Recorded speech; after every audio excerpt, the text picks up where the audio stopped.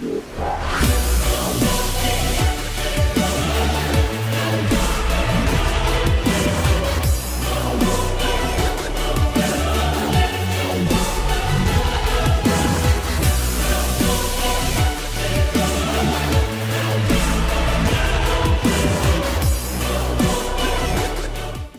and welcome to the Demogorgon ledge jumping guide. In this video I will try and teach you how to perform the ledge jump with Demogorgon. Ledge jumping is great as it allows you to bypass certain invisible walls as well as catching survivors off guard. An added bonus is also that people might call you a hacker, that's also pretty cool. Ledge jumping works because your character model can fit about halfway through an opening like shown here. You can basically hover a bit above ground before you fall off the ledge. This allows you to jump about 90 degrees off a building. You can then combine this with sliding and turning through the whole flight animation to cover extra ground. Once you are proficient in this, you can do it without hesitation and it will look a lot more smooth. I will go over a bunch of important and funny spots that I deem interesting. I am not going to cover every single spot in the game, there are simply just too many. And I'm not going to cover different threat elevation techniques, this is solely for ledge jumping. First off is the famous coal tower on McMillan.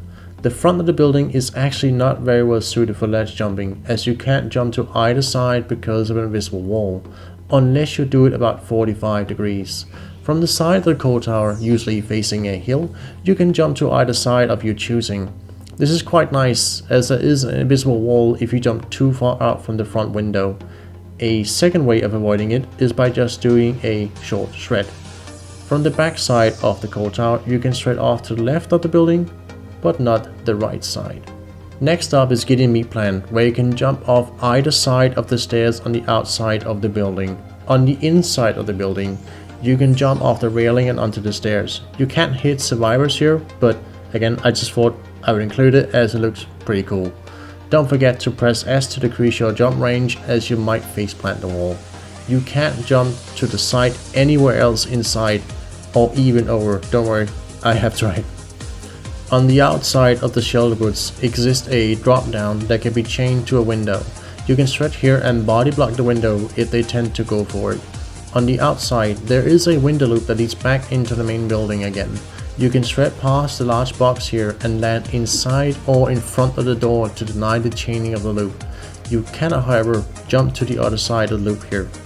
On Blood Lodge, you can jump off the side of the main building as you saw in the beginning of the video. With some angling, you can also jump down in front of the gen and potentially threaten it from survivors. On Pyrus, you can jump off the destroyed stairs for great mobility off the boat. Or, if you angle your sweat further in, you can actually jump onto the stairs on the other side and hit survivors as well. This is something that could be quite useful if the survivor is running balanced landing. It is however very hard to perform, so be aware. On Grim Pantry, there are two drop downs that leads up to a ledge into the main building. You can ledge jump off them and even hit survivors on them. This however is very hard to perform due to the structure of the main building, but again it's quite cool and can probably work against balanced landing quite well. Another loop that has quite significance on this map is the small house with a pallet and window. If survivors jump through the window here, rather than just vault straight after them, just thread around the corner and catch instantly up to them. On Garden of Joy, there is a window upstairs that when vaulted gives the survivors many options to loop the main building again. You can ledge jump off the side as well, and curve and then land right at their position to stop them from chaining the main building again. On Forsaken Boneyard, you can give your snipe more wiggle room by ledge jumping off the table here, as you will now slide the entire way rather than some of it. On Raccoon City, you can jump into the pallet from the upstairs and even hit survivors from this position if they are under the pallet. You can also jump off the side on the two drop downs in the main room. Sadly however, you cannot jump off the side in the main hall as there is a invisible wall here. On Omen, you can ledge jump off all the sides of the building. This is extremely useful as any regular jump will see you get blocked by an invisible wall. On the upstairs, there is a window that survivors can choose to loop that leads into a windows downstairs. If you're broken the breakable walls, you can ledge jump off this side or the other for a direct interruption. On Larry's Memorial, you can jump off the ledge here. It is really hard as there is a lot of stuff to bump into, but again, I just thought it looked really cool. I am quickly gonna warn you on Sanctum of Wrath on the main building. There are so many invisible walls on this map, you would not believe it. It's almost impossible to ledge jump. This right here is the only place where you could actually do it. It's quite a bit of a shame, as this loop would allow for some insane ledge jumping and interruptions on the windows. On Haddonfield main building, there are 2 windows the survivors can vault out of upstairs. If you go out on the roof, there is a very easy to jump off ledge that lets you cut the far window off quite easily and prevents a chaining into the window on the small terrace. There is another building with a small balcony where you can get a significant distance if you ledge jump off the side here.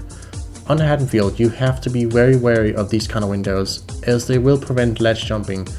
On Disturbed Ward, there are 2 windows on either side of the main building. On both windows, you can ledge jump off both of them and land in front of the main entrance. On Father's Chapel, you can ledge jump off both sides of the window here. This is quite useful as there is an invisible wall blocking normal jumps.